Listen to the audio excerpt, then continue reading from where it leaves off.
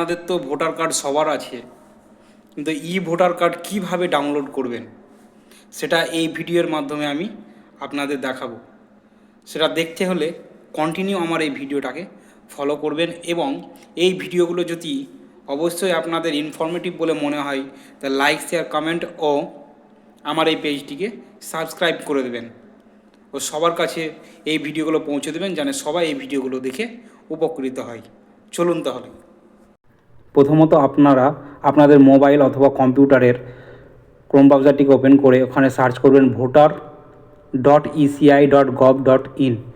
Search করতে হবে। Search করার পর সেই ভোটারের অফিসিয়াল পেজে চলে আসবেন। সেখানে রেজিস্ট্রেশন মোবাইল নম্বর আর ক্যাপচারটা চাইবে।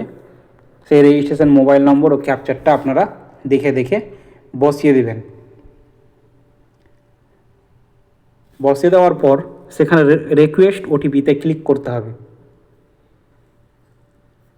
ক্লিক করার পর আপনার সেই রেজিস্ট্রেশন মোবাইলে 6 সংখ্যার ওটিপি যাবে। সেই 6 সংখ্যার ওটিপিটা আপনাদের এখানে দেখে দেখে বসিয়ে দিতে হবে।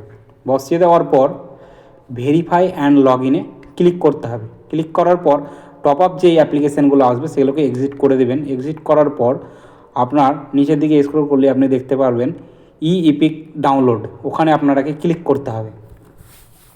ক্লিক করার পর আপনার এপিক নাম্বার অথবা ভোটার যে আইডিটা আছে সেটা আপনাকে সে ভোটার কার্ড দেখে দেখে দেখে বসিয়ে দিতে হবে।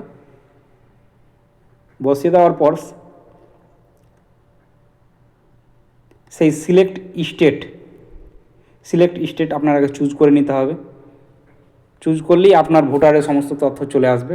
নিচে সেন্ড ওটিপি, ওখানে ক্লিক করলেই আপনার যেই রেজিস্ট্রেশন মোবাইল নম্বরটা অথবা ভোটার আইডিতে যেই মোবাইল নম্বরটা দেওয়া আছে সেই মোবাইল নম্বরে একটা ওটিপি যাবে 6 সংখ্যা। সেই ওটিপিটা দেখে দেখে বসিয়ে দিতে হবে, দিয়ে ভেরিফাই করে দিতে হবে।